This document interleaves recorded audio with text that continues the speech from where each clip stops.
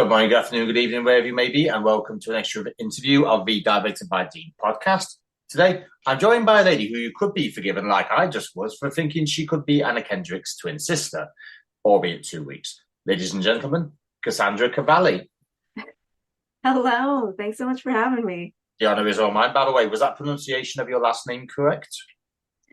Yes. Yeah. It can be Cavalli, it can be Cavalli. Either's good.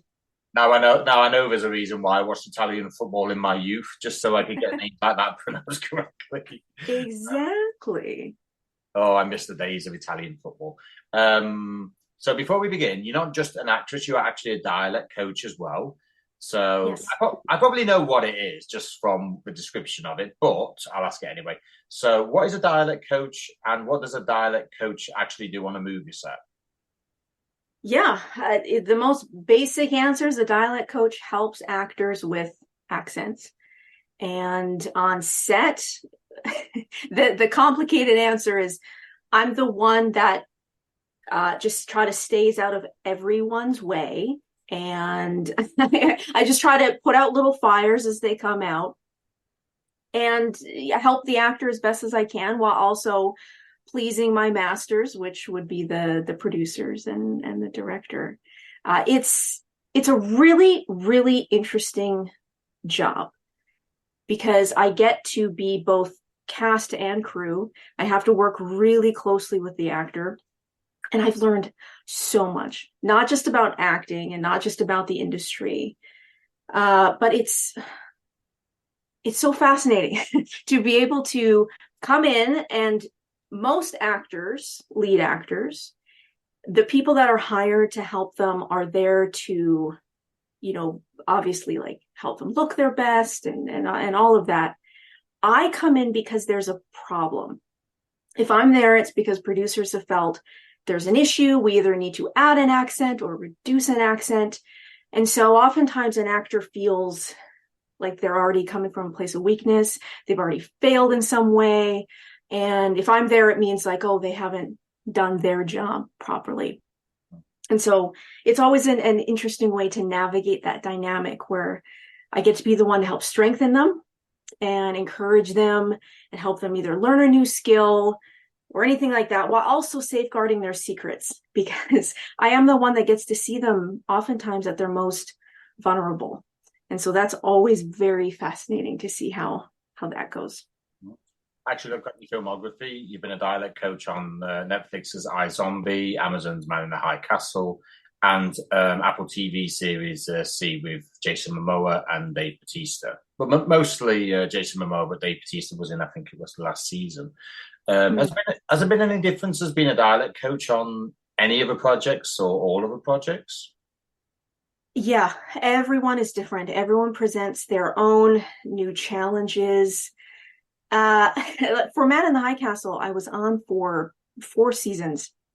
And that had a very interesting vibe to it because I was assigned to basically the 2 main actors every time, Rufus Sewell and Rupert Evans. Great UK actors that needed to sound American. And so my job was I don't want to say it became the same thing every day, but we did develop just a rhythm where they were already, I would say 80% of the way there with their accents. So it's more just kind of staying out of the way, keeping an ear on things and fixing things as they come up. And also, but just getting to watch them work and be amazing actors. And the sets on that one were great. I mean, what a great Amazon show. If you haven't seen it, I highly recommend Man in the High Castle. So cool to be in studio and on location for some things. But so that one was that was a treat. That was such a gift to be able to work on that one. But then you have shows like C, for example. I was only brought on for 1 episode. I think they found that one of the actors just needed a little bit of extra help. He needed to sound the same as his father. And his father had just a general American accent. So, but that was like way out in the boonies. I'm driving for 4 hours. I'm out of cell phone reception. I have to get rowed onto a lake so that I can then help this actor that I didn't get to rehearse with, I had never met before. And it's just like, we're just figuring it out right on the spot, fixing the problem, and then I'm out. So every project's different. I'd say for the most part, my job as an on-set dialect coach has been working with UK actors, helping giving them American accents. But it's also it's always fun to have the projects where I'm working with either an American giving them a UK accent, which is always an extra added little challenge, or helping, a lovely French actress who's become a dear friend of mine, Nora Arneziter. She is French. She doesn't need to necessarily sound flawlessly American, but just the accent needs to get reduced a little bit more for American audiences. So just different ways to be helping that out too. Actually sounds like, I know it doesn't sound that fascinating, but I've always been fascinated by, I'll say, different departments. And I must admit, I'm going to ask a bit of a question now. You don't have to answer it if you don't want to, but has anyone been, I'll say, they've had more trouble with sorting their dialect out than others, or have they just been about the same? Yes, there's been actors that have had specific challenges for specific accents. I won't name them specifically because I want to keep working in the industry, of course. But yeah, and sometimes it's just about what your template is that can determine which accents you might have more trouble with. For example, I was so impressed with Martin Freeman in season 1 of Fargo because Minnesota, or the Fargo accent, is uniquely difficult for a traditional UK accent. And there's lots of different reasons why that is. Just as a general overview, the biggest reason is if you have a UK template, more of an Irish or a Scottish background. So you tend to more make that accent sound more that way, when actually the Minnesota has like a Scandinavian, it has a Germanic root, which even a lot of Americans don't realize that. So it can be uniquely difficult. So Martin Freeman knocked it out of the park, and I know he had to work so hard. My fellow dialect coach and mentor, Tony Alcantar, worked with him extensively on it. And so there's, different challenges.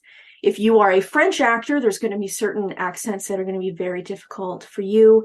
If you are just a standard American or Canadian actor, there's going to be certain European accents, like if you need to try to do a Danish or, ones that have vowels that don't even exist in your everyday language, that's going to be very tough. So there have been times where it's been tricky, and it's tough as a dialect coach because your reputation's also on the line. But you also don't have control as to the final edit, just like an actor doesn't. So it's a thing where I'll be on set, I'll be taking my notes, and I'll think, okay, that performance was great, but this one word in this one sentence, they dropped out of it, and I feel like it's going to take the audience out of the story. So I'll put my notes in through to the director and the script supervisor, and then I just cross my fingers that they do take that note in the editing room. Because if not, then I'll be watching the show, and it's like, oh, it was like so good, and how one word still sneaked through. And then sometimes you'll go on comment boards and you'll see people, this actor doesn't know what they're doing, this was a horrible accent. And it's like, well, they did nail it, they got it, they just were a victim of the editing room. Nice. Singers will quote, say, Beyonce, Britney, Christina, or more recently Tay-Tay, Katy Perry, or Rihanna as inspiration for getting them into singing. As far as movies go, who are yours? That's a great question. I was in the industry as a kid because I have a twin sister, and being a twin in Vancouver during the time of the X-Files was like, hey, we should be getting into the industry. And it was Gillian Anderson for me. Really? I loved her, and I didn't realize that she was a UK actor until later on. And when I did find that out, that actually helped fuel my interest in dialects and dialect coaching as well. But I loved her character. Scully was just great. And it made me want to play those emotionally detached, very professional scientists, lawyers, that type. Whereas most other, little girl actors I knew, wanted to play the princess and wanted to play the cutesy ones. And I was thinking more far ahead. It's like, no, when I'm an adult or when I'm a little older, I want to play like those serious type characters. So probably Gillian Anderson, even though, so we had, my twin sister and I had booked the X-Files in the first season. Oh, really? Yes, but we were pulled from it last minute. It's still like, it's one of my what ifs. What if we hadn't been? I think my mother and my grandmother at the time, once they really started to look at the scripts and they got a sense of like, oh, this is pretty dark and we don't know if we want our little girls in this. And so they ended up pulling us after we had booked it. So they ended up hiring twins from Seattle.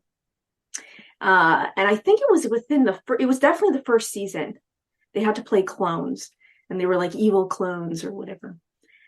So we had booked it and I was very excited and it definitely made me want more. And then we had booked the Lamb Chops movie. And then unfortunately, Shirley MacLaine passed away right before. So as a child, I didn't have much luck with film and television, but I kept up the theater aspect of it until I was an adult and decided, you know what, I want to get back into it. But Gillian Anderson was always one that stuck with me. Just her presence alone is great. And she's an understated and I think underrated actor. I'm trying to remember. Was it It might have been Gillian Anderson I saw in I can't remember what the production of National Theatre was, but I think it was something she was in, and I was just thinking to myself, and it was like, yeah, Dana Scully is far in the past, yeah. But yeah, I totally agree. She's absolutely brilliant. A bit of trivia for you: did you know Ryan Reynolds was actually in an episode of X-Files? I didn't. Yep. I mean, that makes sense.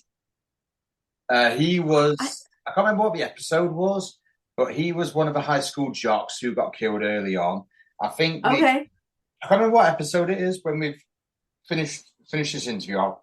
Excuse me. When I finished it, when we finish this interview, I'll have a look for you. But yeah, I do remember he was in it because I was like, Ryan Reynolds was in X-Files. And when I watched it, and I'm like, oh yeah, there's Ryan Reynolds. I was sorry, I didn't recognize him about the goatee and the massive facial hair.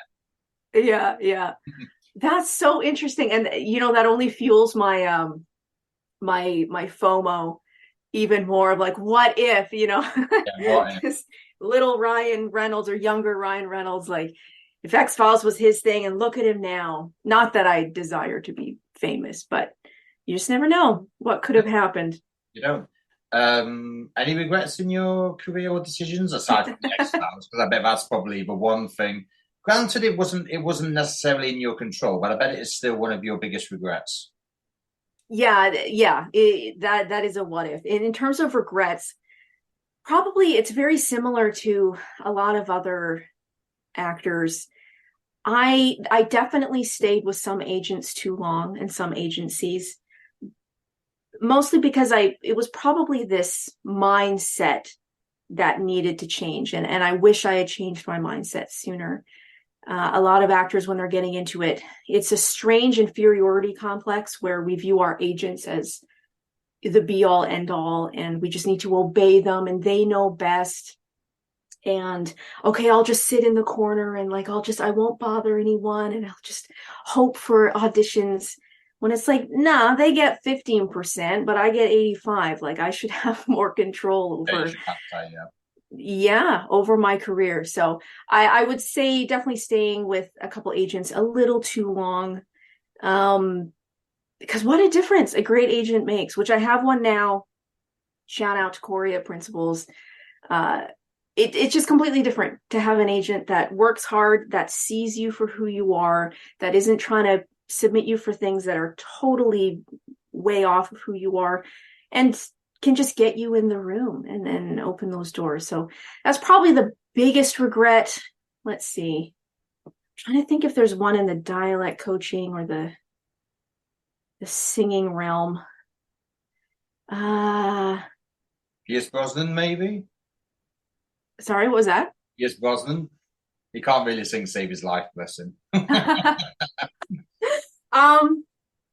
Well, okay, so one, because I am also a singer, so it's interesting that you brought up Anna Kendrick, because I think she's got a great voice. I used to keep myself in front of fear, because I felt that was important as an actor. Auditions didn't scare me. I didn't get nervous for auditions. I was like, but I need to stay in front of it. So I would do anthem singing. And so I ended up singing the American and Canadian national anthems in front of, 20,000 people at football stadiums and whatever. But one time I had a cold, but it was this big opportunity for the biggest crowd I've ever done.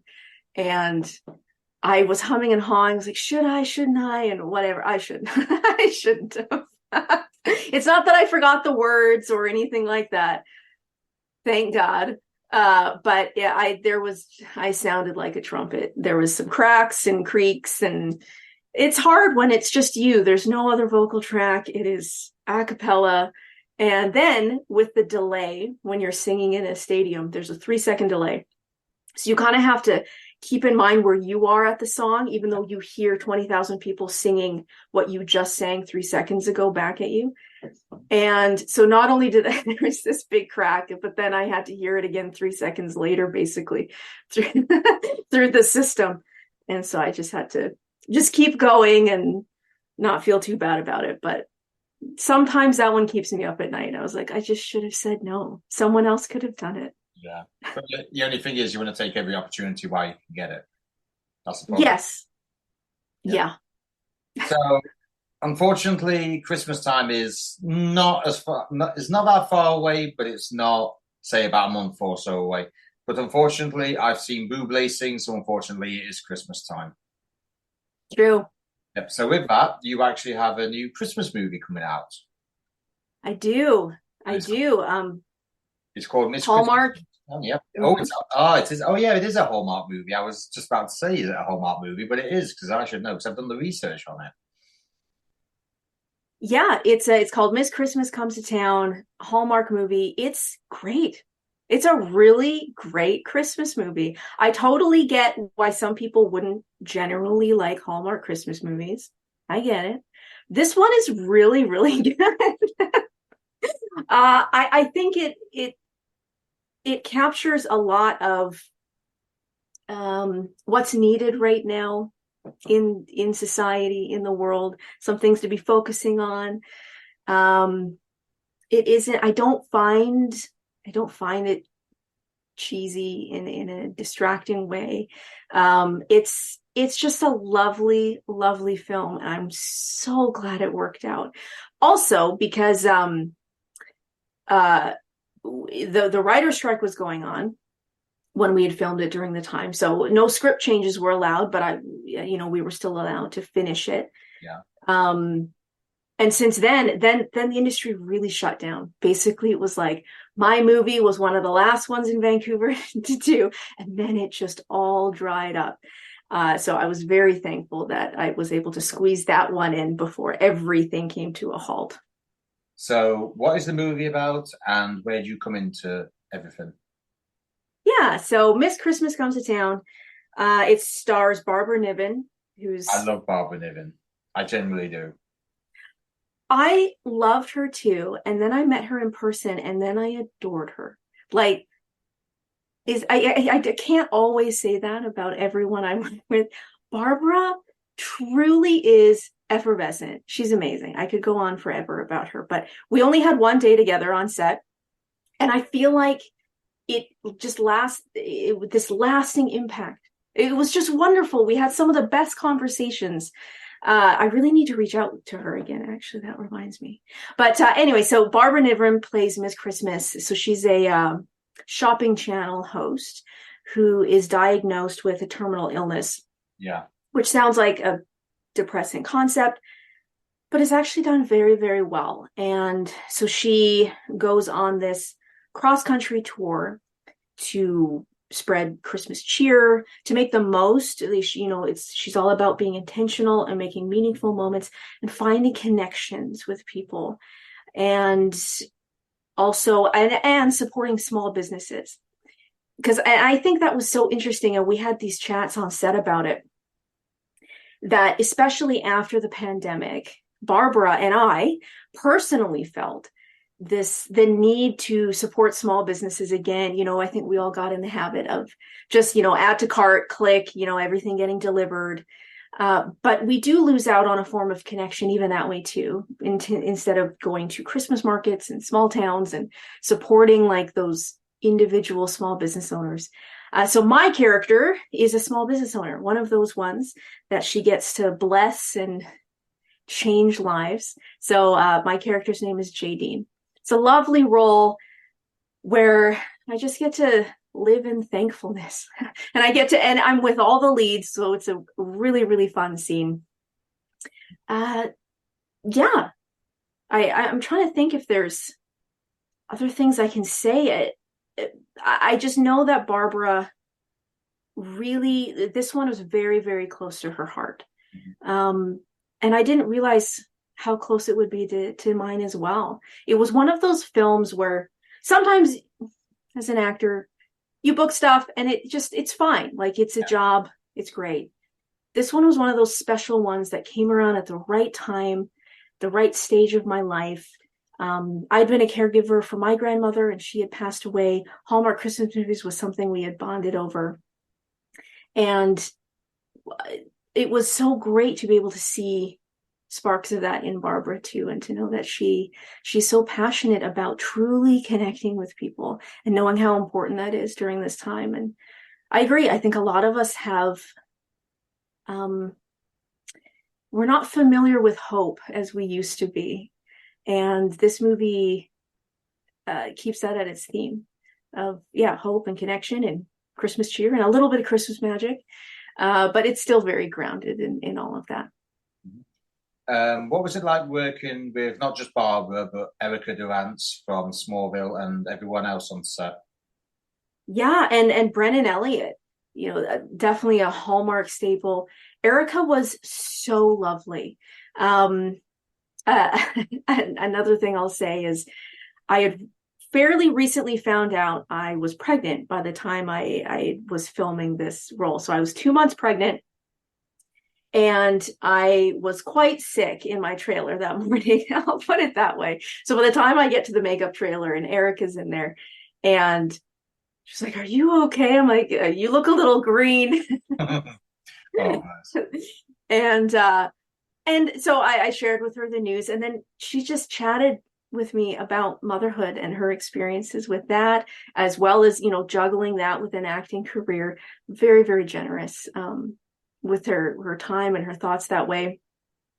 And I can say, like, Erica, not all Hallmark actors like it. or and this isn't me calling anyone out specifically, but you can tell they're just kind of phoning it in. But she is a professional through and through. And it was so refreshing to be able to see her really care and deliver every take. She was there, and she's a very generous actor. Brennan, hilarious. We had so many laughs in the green room as we're waiting to go back on set. And I didn't get to chat too much with him personally, but I have seen some comments and message boards. I think this movie also hit close to home for him as well. So it was a very interesting timing for it to come out. I think it was one of those ones where the right actors just happened to get cast in this one. I'm going to assume it was filmed earlier in the year rather than at actual Christmas time. Yes, it was. I believe it was May. I think that was the time when I last interviewed someone about a Christmas movie as well. Is it weird filming a Christmas movie not actually at Christmas? Yeah. I mean, in some ways it's like, it shouldn't be weird for actors because we pretend that's our job.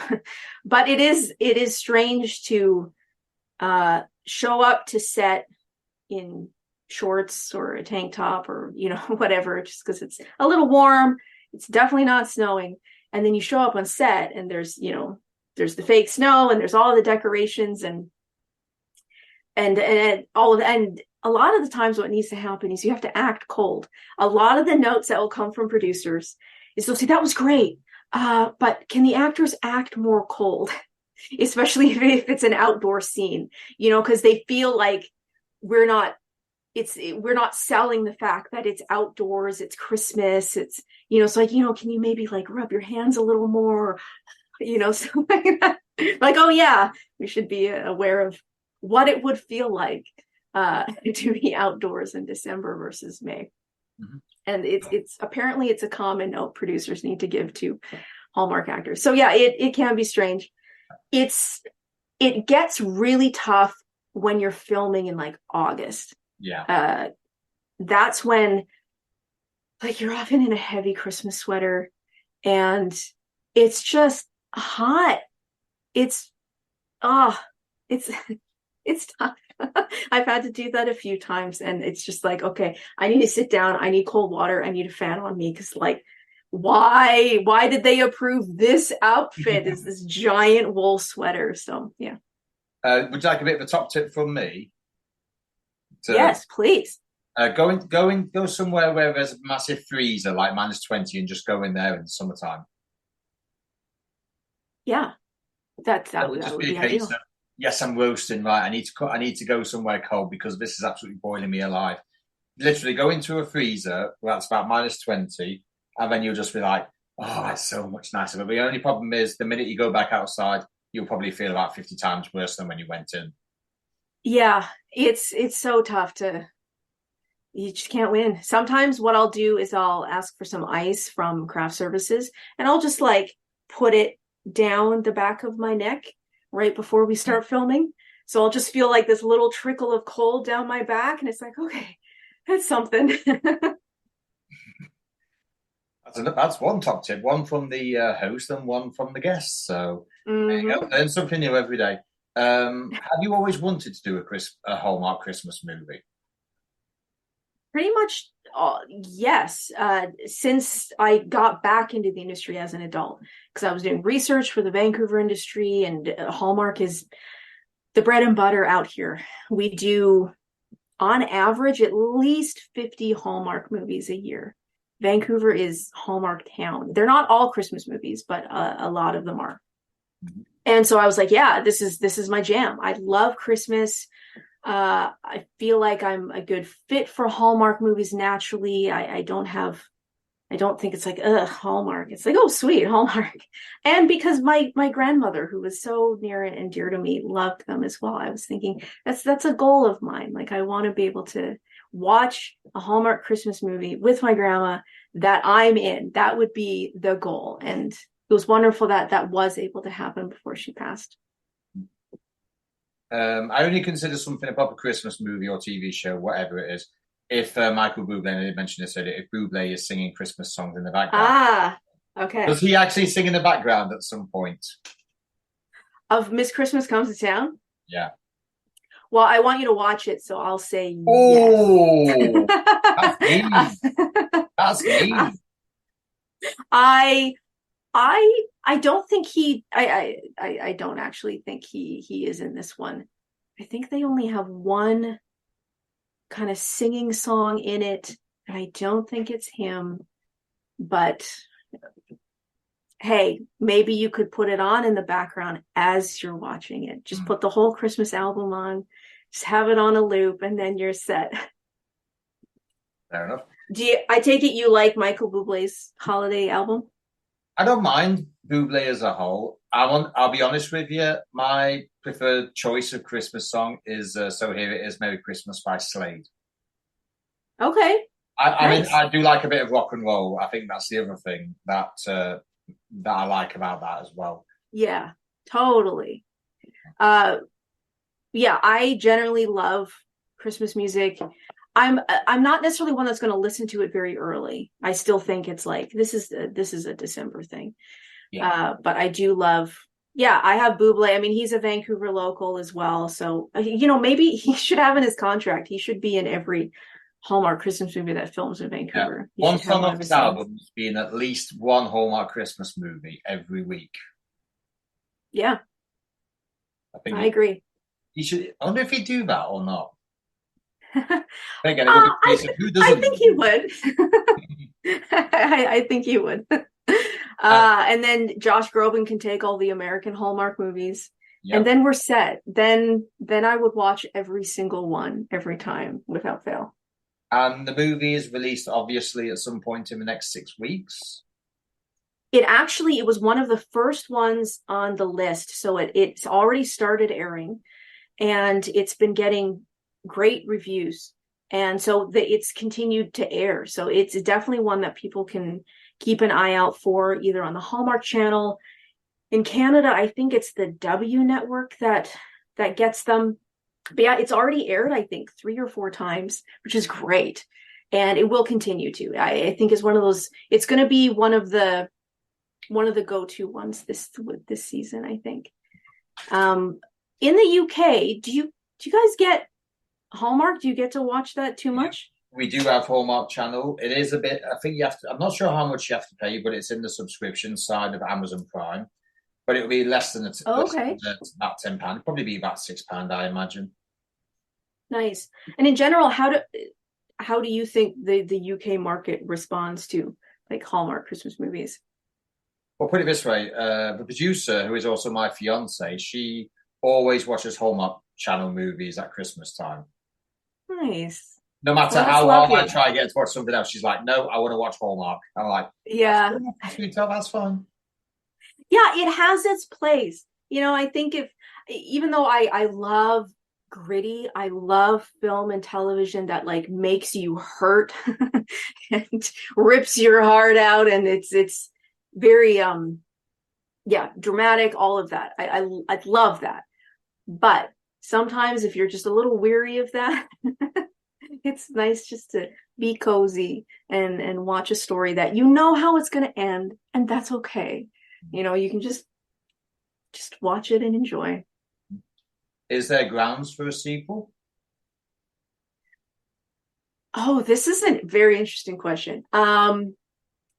There could be. There could be. Either that or kind of a series of. Ooh. Sometimes Hallmark will do a thing of like they'll do like I think there's one that's like time for him to come home for Christmas, or time for her to come home for Christmas, time for them to come home for Christmas. It's kind of this series where there's a certain theme that can play out throughout various movies, but they can be their own story. So I don't know if it would be a sequel so much in like all of the returning cast, but there could be. Why not? I'll do it. All right, then here's the next question. Who out of a Hallmark family would you like to see appear in the next movie if there is one? Ooh. Well, I'll put it this way. I've always wanted to play Lacey Chabert's sister. I do like So Lacey. I can say her last name now. Lacey Chabert, yeah. yeah. And so I would say give her as much work as possible, because then my odds of booking a role as her sister or best friend go up. So that's what I'll say. Right, in keeping in touch with Chesapeake Shores, because I absolutely still love that series, even though it has finished. Mm. I would love to see some of the cast from there. I know Robert Buckley does a fair few, but I would love to see Lacey J. Malley, Amelia. Oh, do you know what? Yes. I don't know how to pronounce All her up. name. That's it, yeah. Yeah. Amelia. Yeah. I can't remember how to pronounce her name then. And Megan Ori as well. And Yes. I absolutely, because obviously they co-starred with Bob and Evan for 6 seasons, and they're like family. And it would just be like, yeah, let's have a Chesapeake Shores reunion on Hallmark. I would love that. I I would would love love that. that. And I think it's the thing where, because they were so busy with that show, a lot of those Hallmark staples, they didn't necessarily get to do as many of the individual movies because they were just booked up with that a lot of the time.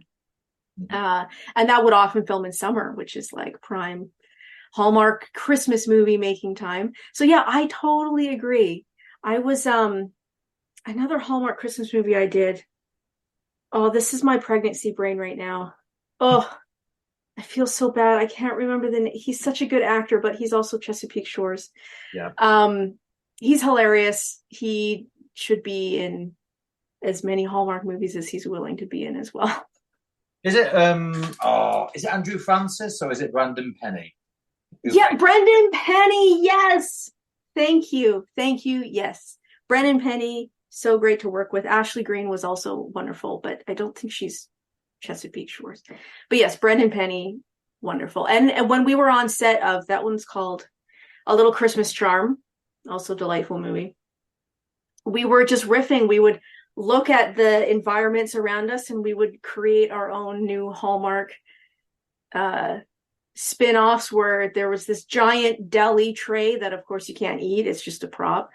And it's probably been sitting there for too long, but we're like, we should make a cold cut Christmas, and like this is what the movie would be like. And then we'd look at this other part of the set, and we're trying to think of all the Hallmark premises, all the opportunities out there.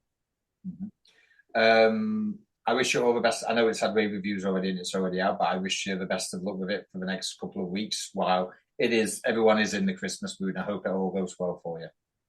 Thank you. Yeah, I hope that the right people are able to watch it, because I think it is one of those ones that can bring people some hope and can help maybe not necessarily readjust their thinking in a bad way. But I know some people, it's not good timing for them to watch. You know, maybe it hits a little too close to home. It's a little too tender. But I hope the ones that would help them to watch it, I hope they do. And it's heartwarming. Yeah. So obviously gaming and animation is an avenue many actors and actresses who have been on here before have already pursued. Lily Rexton, Alex Moulton Regan, Martin Coppin and Daniel Bistrit are examples of this. Have you thought about entering the world of gaming or animation? I would love to. I'm a big gamer. Big gamer. Yes. All right, question. Yeah. PlayStation, Xbox, or Nintendo? So my husband and I, we own an Xbox One and a Nintendo Switch and a PlayStation 3. PlayStation 3, where the best Modern Warfares are always made. Yeah. Nobody really wants a new one. They just want like old school Modern Warfare. I know I really want Modern Warfare. I can't play it on a PS5 though, whereas everyone who's got an Xbox One can. Yes, yeah, and I think Xbox recently got the Starfield as well, because we're so used to like PlayStation getting all of the exclusives, but it's starting to go the other way now, which is nice. Yes, big gamer. So I would love to be part of more games. I have, excuse me, baby burp.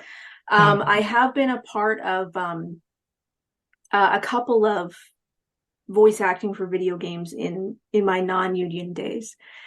But now that I'm union, it's so hard to break into. So I would love to do more, definitely. And then same with animation. I'm also not only a big gamer, but I love anime. I grew up on anime. My favorite shows are anime. But I also just love animation as well, Western animation. So I would love that.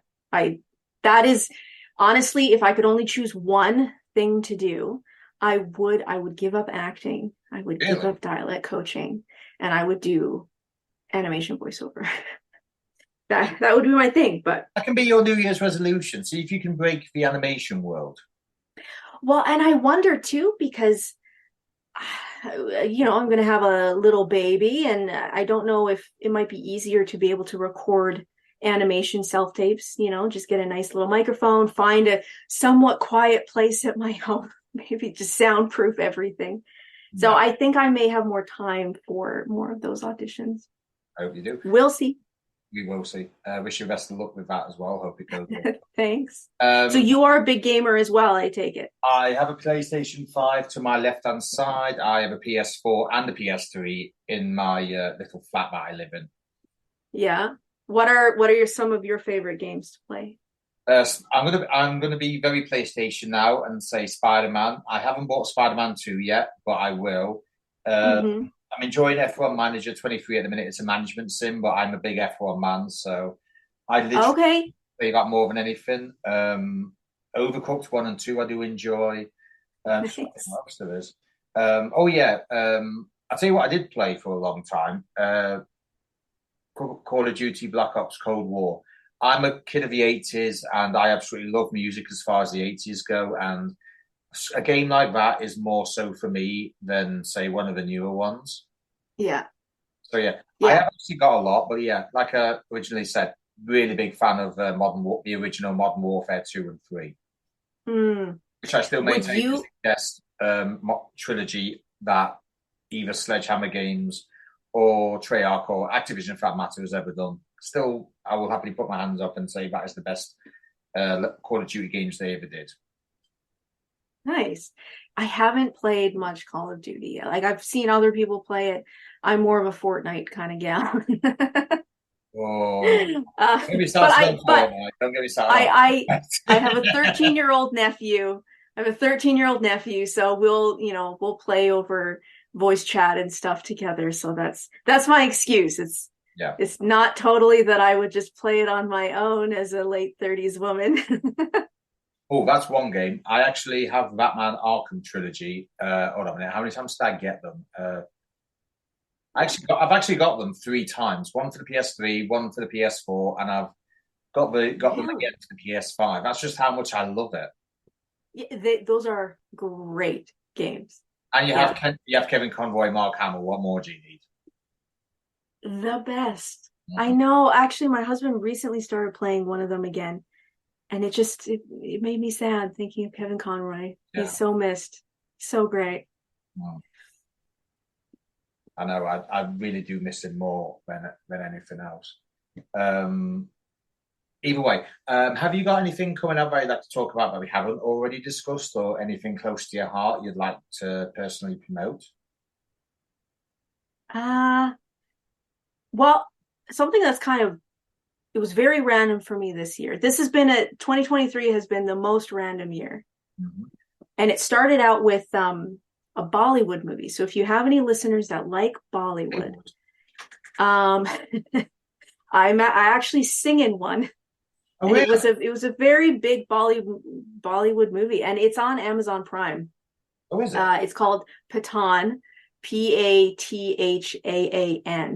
And it's one of those just random things where you just meet enough people and eventually you just get a random phone call to say, hey, do you want to sing? You want to record this song? I'm like, sure. It's for a Bollywood movie. I'm like, I hope it's in English, which it was. And it was it's like this 80s rock type of song that plays in the first 5 minutes of this action-packed Bollywood movie. It was really cool. Really cool. It was great to see it in theaters, and it's also on Amazon Prime. So if you watch Pathaan, you will hear me singing like Pat Benatar, because that was kind of the feel they were going for within the first 5 minutes. Basically, once the hero is revealed and the first big fight scene that the hero is in, you'll hear me singing in the background. I'm sure I've seen that advertised on UK Amazon Prime somewhere. I'm sure I have. It ended up being apparently like the either the biggest grossing Bollywood film of all time or the fastest to get to, their equivalent of like $1 billion or something like that. I was not expecting it to be that big when I did it, but I liked it. I liked the movie. And I think RRR, that's not so much Bollywood. I think that's Tollywood, but I think between RRR and Pathaan, it has opened up that door for more Western audiences to just like sit back and enjoy the spectacle and the brilliance of like old school action movies again. I'll tell you what, I'll check that Yeah, out. I actually had a different plan for a movie tonight, but if I can find it on Amazon Prime, I will actually have a look at it. yeah, it's good. Uh, so I would probably that's the only other thing I'd say, just because it's fun, it's random. I have a couple other things that I had filmed earlier in the year. I You don't can know what talk about them happened to them now. So, though. yeah. I don't know what happened to them because I don't see them on IMDb, and I feel like, oh, maybe they got dropped or something. There was a couple of one was a comedy film, and I just think we need more comedy. I think the world needs more comedy. It's refreshing, it's silly. It was Hmm. great. It was all about clowns, and I had to play this very serious executive woman. Super fun.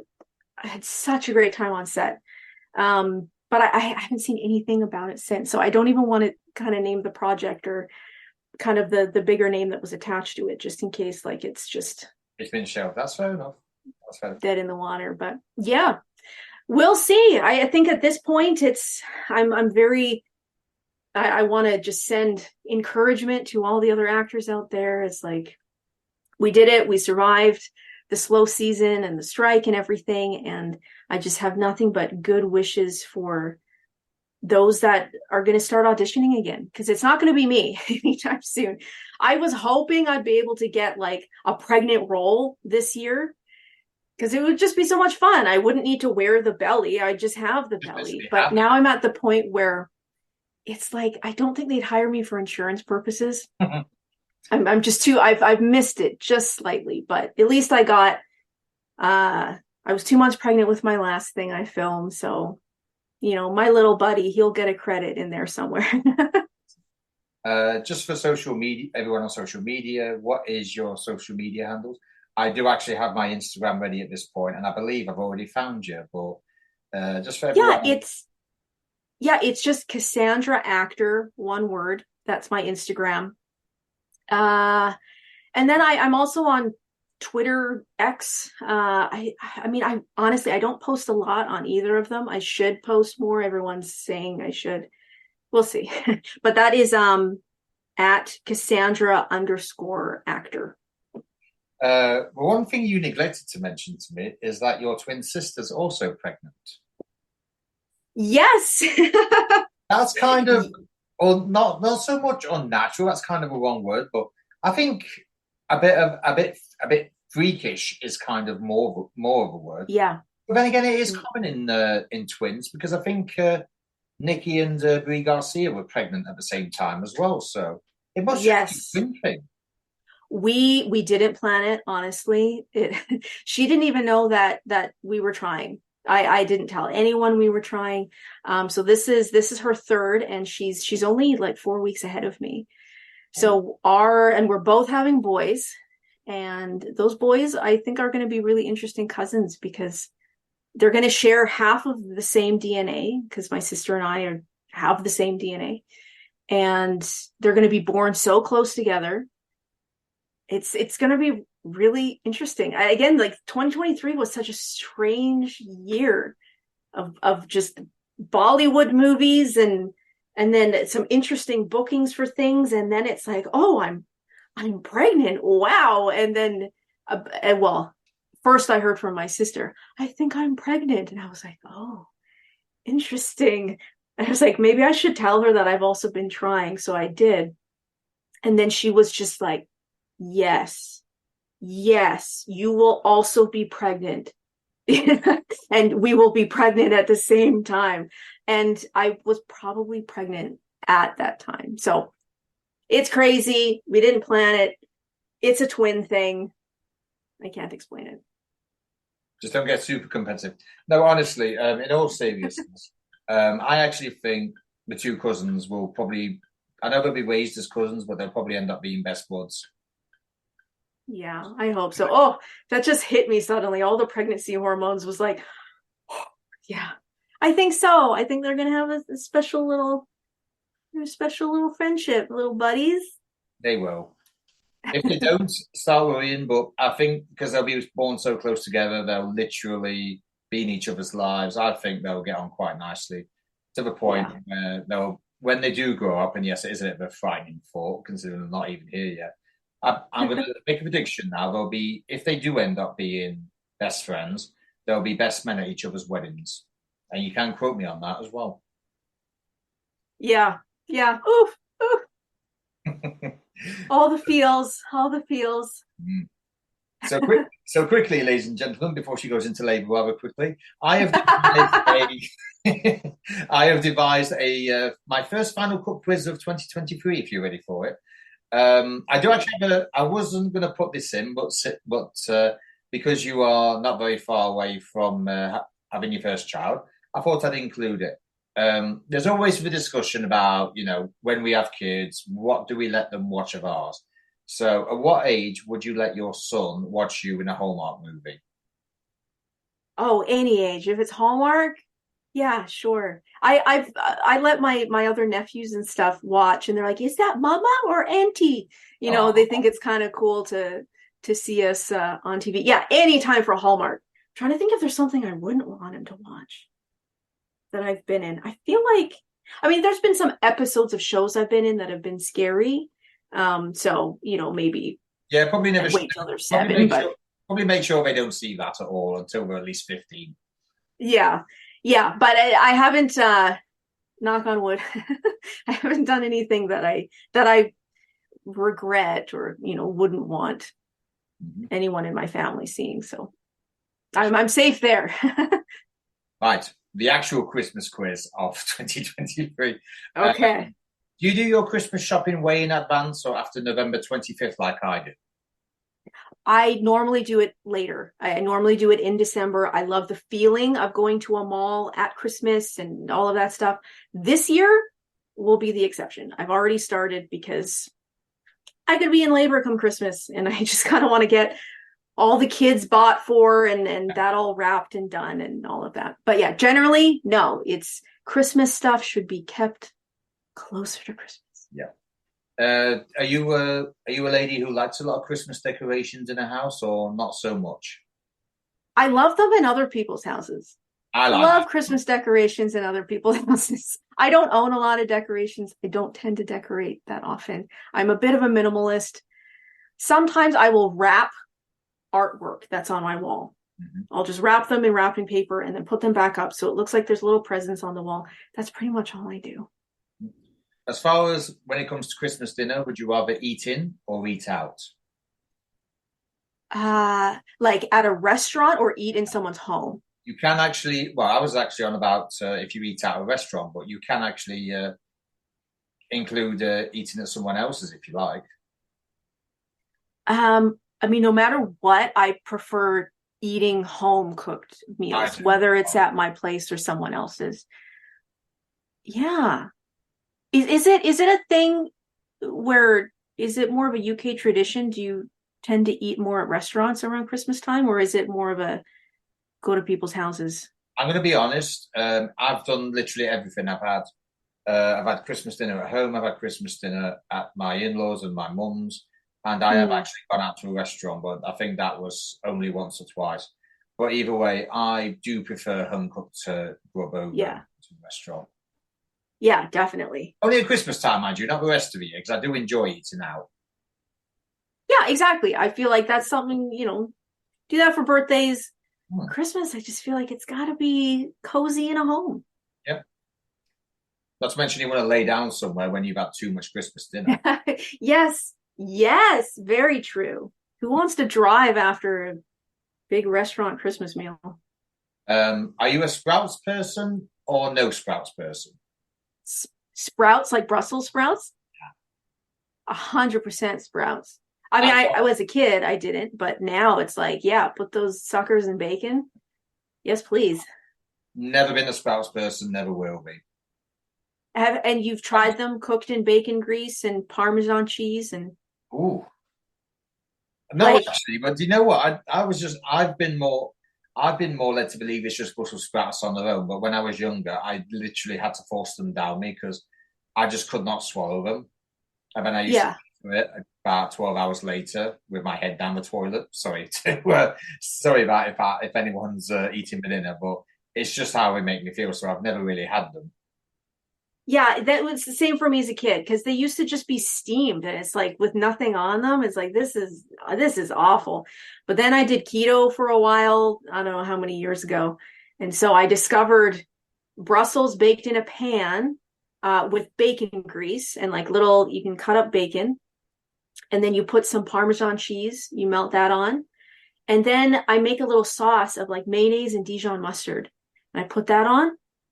Game changer. It is so good. Like done that way, it's my favorite vegetable. What's on your preferred Christmas dinner? We can sort of do this as a team if you like. Okay. I I get the don't feeling mind, it's going to be very similar. probably will be. I love a bit of turkey. I don't mind a little bit of gammon for a main, like I say, for the main bit as well. Yeah. Yeah. Uh, Carrots, don't mind peas. I'm not really a big peas fan, but I will actually have them at Christmas time. Takes Yes.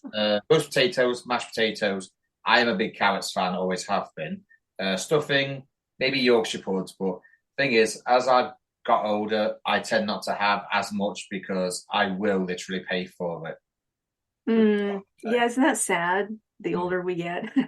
Yeah, I remember the times when I could literally eat my family out of house and home, but I can't do that. But yeah, Yeah. that's probably my.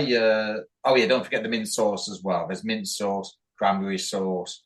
I'm trying to think if there's anything else I usually have on. Oh, I think that's about it actually. But I think some would say that's more than enough for a Christmas dinner.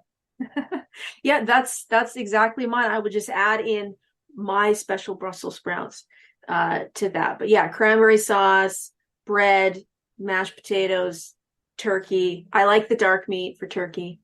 Mm. And I like stuffing too. And carrots. It's great. Are you a get up early person, say 6 a.m., or would you rather get up after 9 a.m.? Yeah, I'd rather get up a little later. I would as well, but unfortunately, I am forced into getting up at 7 a.m. every single Christmas. Yes, and I think that is now my new normal as well. I if only I had known last year that would probably be my last sleep Yeah, in Christmas. you would have enjoyed it, but unfortunately, it's like, oh, I haven't even had time to have a lie-in. That's going to be my last one for about 18 years. Yes. Yeah, I love more waking up, after 9, pajamas all day, Mm. make some, maybe some eggs Benedict in the morning, have a nice coffee, just like enjoy it. And then like, yeah, then all the kids can come over and be crazy, but no, not anymore. When do you put your decorations up and when do you take them down? If I wrap my art that's on the wall, it Yeah. will usually be after December 6th. Mm. Yeah. And why that's my December 6th is my wedding anniversary. So I just like things just to be separate. So get the anniversary done and out of the way. And now it's like full Christmas mode after that. So I can do my shopping. I can do, if I'm going to do decorating, do it then. And then I take them down in that Boxing Week. You have Boxing Day in the UK, right? We do, yeah. Yeah. So Canada gets it from the UK. Mm-hmm. Yeah. So it's that day after Christmas and those few days after. That used to be so great. Just that in between where nothing happens. Yeah, I think we're about the same because usually we put ours on beginning of December and then take them down and put them back in the loft before New Year's. So yeah, we're about the same. Yeah. Have you ever done an angel in the snow? Oh yes. Oh, every year. Not sure if I have. I've never not. We don't really get snow in England that much. The only time we get snow is when we don't really want it. But I'm not even sure if I have done. I think I've done an angel in the snow. I know I've definitely done one in the mud, which I didn't really want to do. But I think I actually have done one. But it's been a long time since England really had any snow where we could actually do that. Yeah, it doesn't always snow around Christmas where I am, but even if it's in January or February, if it's a significant snowfall, I will be out in it. First, I will usually make the snow angel, and then I will help my landlords out and help shovel the driveway, which again, I'm thinking I won't be doing this year. And this year, I probably won't, even if it snows heavy, because I don't think I'll be able to get back up again. So, What is your favorite Christmas song? oh, I mean, I love Christmas carols. Christmas carols are where it's at for me. It came upon a midnight clear. I will, if I hear that one, I will always sing along with it. That's beautiful. Oh Holy Night, I love. But in terms of non-Christmas carols, I would say like anything like that Celine Dion would sing on her Christmas album, or Josh Groban. So maybe Don't Save It All for Christmas Day. That's such a nice song by Celine Dion. As far as Christmas carols go, my favorite was always Silent Night. It's just the bit at the end that kind of makes it my favorite. Yeah. Because I can't sing. I am literally tone deaf, so I'm not gonna sing. Yeah, actually, that's such a great answer too, because I feel like a lot of, if you go to a church service for Christmas Eve or something, I don't know if it's done other places, but I find every church I've ever gone to on Christmas Eve, they end with Silent Night, and it's usually just everyone just singing together, no instruments. So it does have this really interesting feel to that song of just this quiet community, this one last little bit before you then go off and have Christmas. What's your favorite Christmas movie? I did put worst, but the thing is, I don't really think there's good ones and there's bad ones, but I don't really think anyone having to say what's the worst Christmas movie would probably say, well, there's not really a bad one. It's just the case of I wouldn't watch it. So what's your favorite Christmas? Yeah.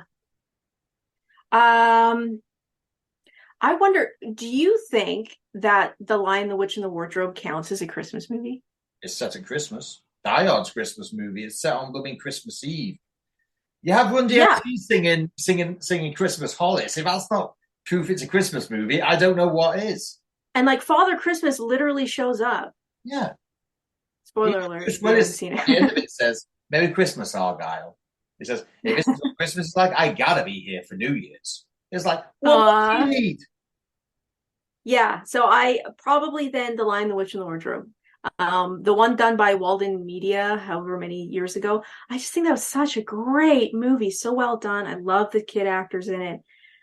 That one feels like it kind of just captures Christmas magic. So probably that one. I do have a Christmas movie I don't like, but I feel like it might be a bit of shots fired if I say it. Go on and say what it is. I might agree with you, I might not.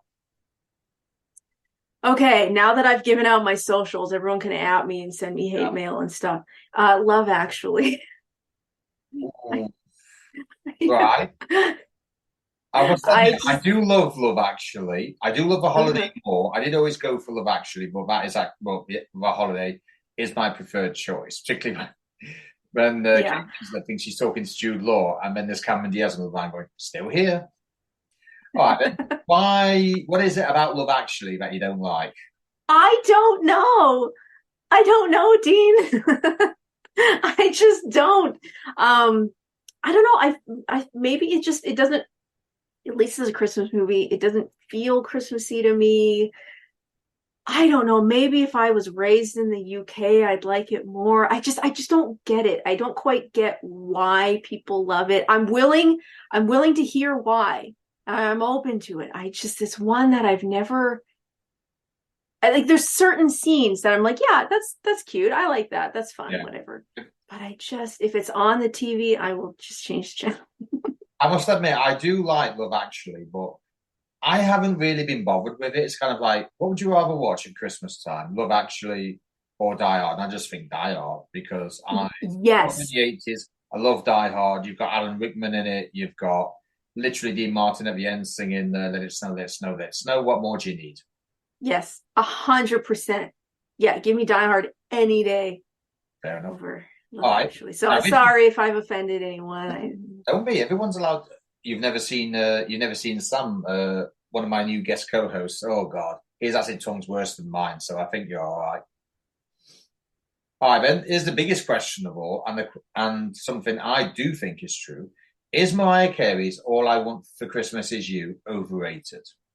100%. Now you see, the producer of this show, who is also my fiance, she absolutely loves it. I'm like, how can you like this? It's so overrated. It's something where I'm fine to hear it once. And I'm fine if people want to like kickstart the Christmas season with it, if that's their thing. But I don't want to hear it 15 times a day between me driving to the mall, being in the mall, all this. I just, it's, yeah. It's okay.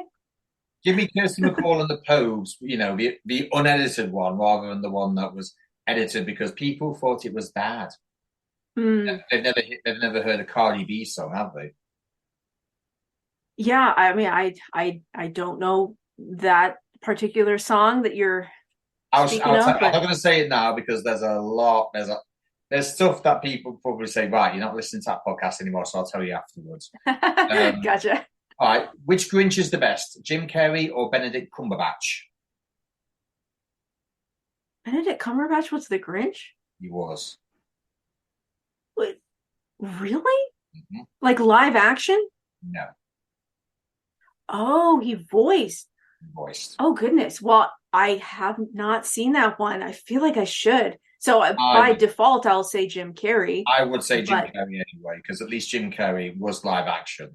So I would say because Jim Carrey was put through the rigor, I would actually say his Grinch is best. Yeah. Now, does Benedict use his more natural voice for the Grinch, or is it like a character type voice? I think, to be honest with you, it's Benedict Cumberbatch, whereas with Jim Carrey's, it's Jim Carrey, but he's trying to voice something else. So yes, I would say it's more Cumberbatch than actual Grinch. Right. I love Jim Carrey's Grinch. So chances are, even if I were to see or hear the other one, I'd still pick Jim Carrey. Mm-hmm. So there's been many horror movies as well set at Christmas because I am a big horror fan. What's your favorite Christmas horror movie? If you're not sure, just say Krampus and get it over with. No, I was suddenly like transported to a core memory. Okay, I'll answer with the one that's like the most traumatizing for me. When I was four, someone had the Gremlins movie on, which I believe is set Christmas Eve. It is. And why there was not a responsible adult in that room. I had nightmares for, I think, months after that. That's some emotional damage there. So I'd say, that would be the worst one. I mean, you probably wouldn't consider Nightmare Before Christmas a horror Christmas movie, would you? Technically, it's a Tim Burton movie, so you could technically base it as well. I would say that's probably my favorite then. I'm just going to say Krampus because there's a lot of Christmas horror movies I haven't watched yet. Bear in mind, not me all of them. But one I do really want to watch more is Silent Night, Deadly Night. Yeah, I've heard of it. I haven't seen it. I also haven't seen Krampus, so Krampus is basically the alter ego. He's basically the demonic version of Santa who people don't believe in Santa. He basically kills them and stores them. Epic. Yeah. So basically, if you don't believe in Christmas, you're buggered. Maybe if my labor's going late, I haven't gone into labor yet, I'll watch just a whole bunch of Christmas horror movies and try to like kickstart some contractions and go from there. I think Krampus will let you off considering you'll be giving birth to a baby. Yeah. All right, then. Now, not to sow any seeds of discord, but who would you like? Who out of what your crushes, doesn't matter if it's your teenage crush, someone who you fancied for years, celebrity-wise, who would you kiss under the mistletoe? I can't really answer this because I have too many that I like to kiss under the mistletoe, so I'm just going to say that right now. Well, I may have a bit of a cop-out for this, but it's true. Okay. I first met my husband-to-be when I was 17, 18. I had the biggest crush on him. Biggest crush. But neither of us, and he liked me, but neither of us did anything about it. And then we ended up reconnecting like 10 years later. Again, one of those like what if moments. So I'd say maybe this is its own Hallmark movie premise.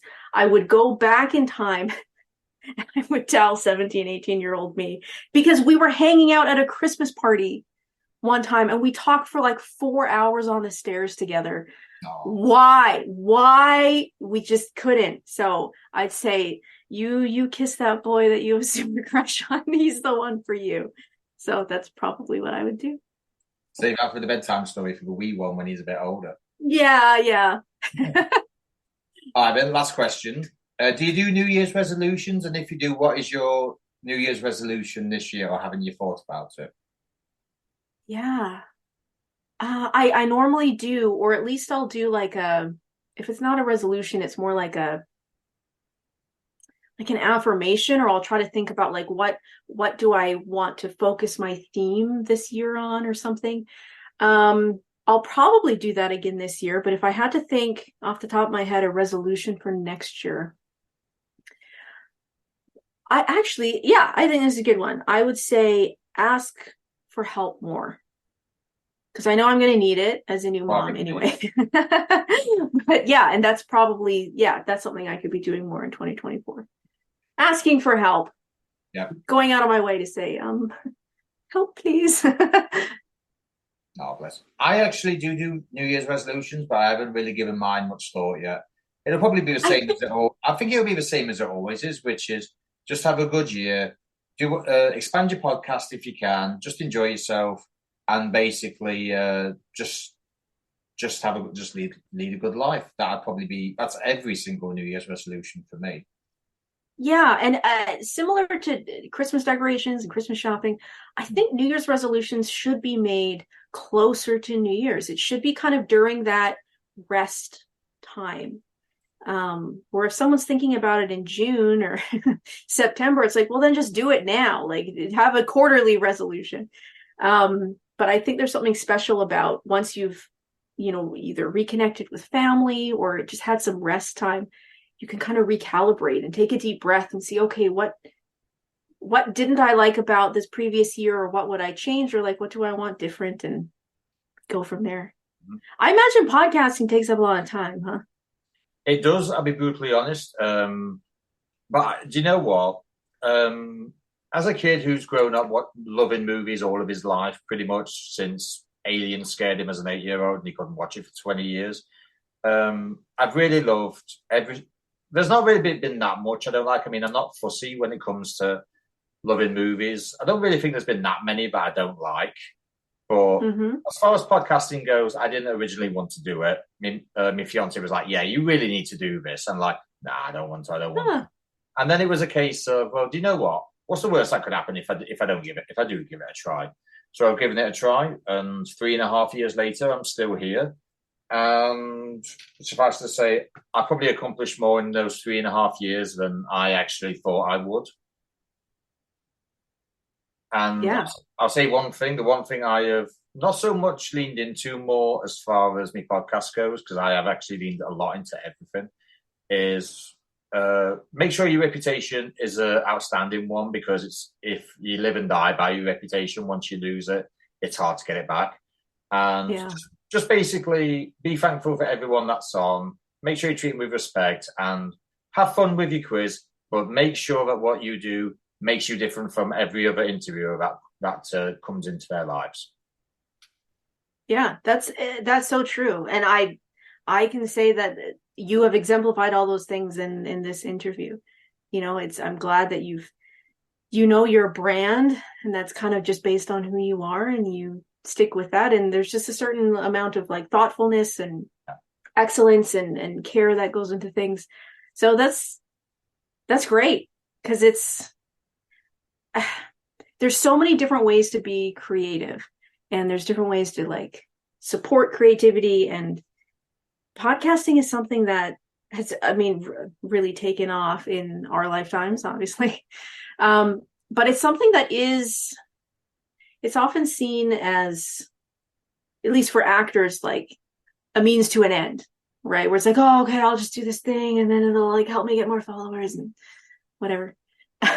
But really, it's an opportunity to connect and to readjust. Even just like, oh yeah, I hadn't thought about my New Year's resolutions, but like, what a great question. And now like, I'll be leaving this session just feeling recalibrated, which is a gift too.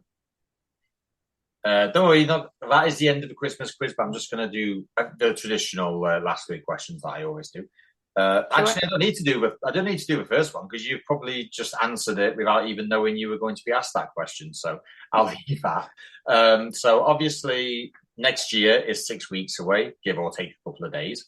Now, what I have been trying to do for the last 8 months is get questions from guests for next year's quiz, just so I can have a bit of a breather and I can sort of regroup for the 2025 one and work with my new protege, Sam, and see what we can come up with together. So what I always like to do is, so you can ask for any question in the quiz you want within reason, just for a few guidelines. You can have multiple choice questions. I have actually had a few in the last 10. I do like them to be challenging, as you can probably imagine. Nothing too personal, although I am getting to a point now where I'm actually relaxing that rule a little bit because some people do like to be personal, but obviously not everyone does. Most important thing above all else, the question you ask, you must be comfortable with asking it yourself. And as is tradition, the question you select, I will answer after about 3 seconds of thinking. So, Cassandra Cavalli, what is your question for next year? I'm always fascinated to know. I tend to ask these questions when I meet new people and I hear no matter what industry they're in. I always want to know what's like the most common misperception about their industry that they've found. Because also I kind of want to avoid like falling into that trap to be like, if I meet I don't know, some type of scientist or something. And I'm like, oh, is math related to science? Or, just asking like some question like, well, it's not like that, So I like to know what the common misperceptions are.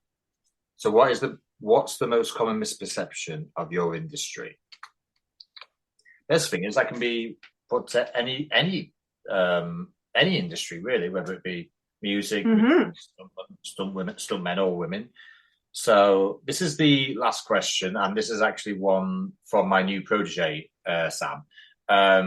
Cassandra, he would like you to imagine this scenario. You are waiting for an elevator, the doors open, and you see some of the greatest, we'll say, people of the movie world. So in my case, it would be James Cameron, Chris Nolan, Hans Zimmer. You get the point. Okay. So you step inside the elevator and you have 30 seconds before the elevator arrives at their destination. What would you do or say to grab their attention enough for them to give you their business card?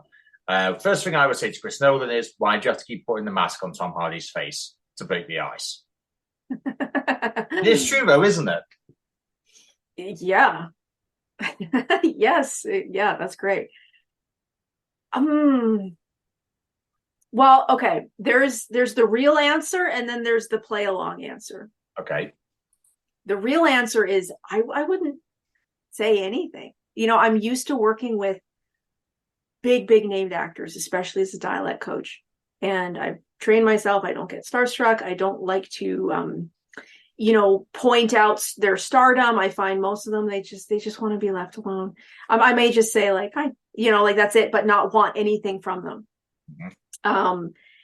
So that would be the real answer. And actually one time, sorry, I'm babbling at this point. That's one time I did see a big name actor.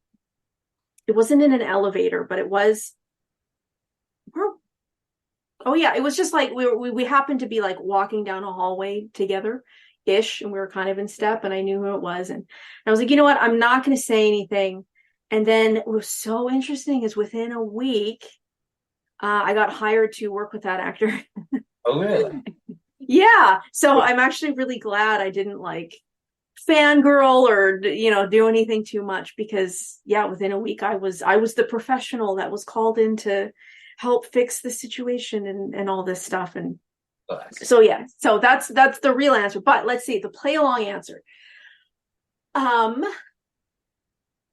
Who I really, really like and respect as an actor and as a person is Henry Cavill. Oh, And if I was in an elevator with him, I would totally just bring up video games. I would just want to talk to him, and I would say, thank you for being authentic with your love of video games and nerdy things, and just like staying true to franchises. I would just want to thank him more.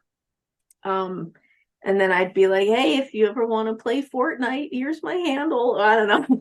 I do want to know what would get his attention. What? He's a big fan of Warhammer 40,000. Yes. Yeah. So say that, and you'll have his attention straight away. Yeah. I should do more research on Warhammer in case I ever see Henry Cavill.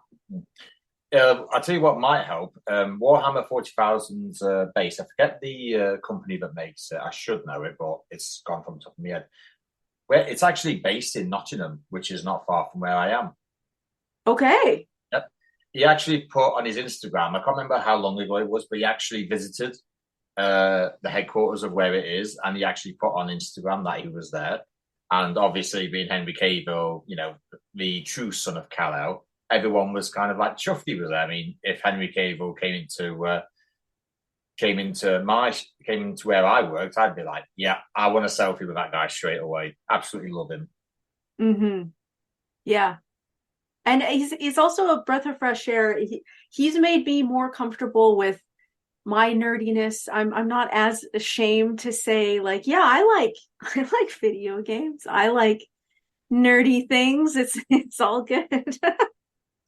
So I remember when, I don't know if you saw this meme or not, but during the pandemic, when everything was stopping, and it's like the world is just stopping, and then gamers are like, yes, because all I did, and I wouldn't say it's all I did, but a lot of the time was I just played Rainbow Six Siege for 4 months. Was it 4 months? I don't know, April, May, June, about 3.5 months. I just played Rainbow Six Siege daily.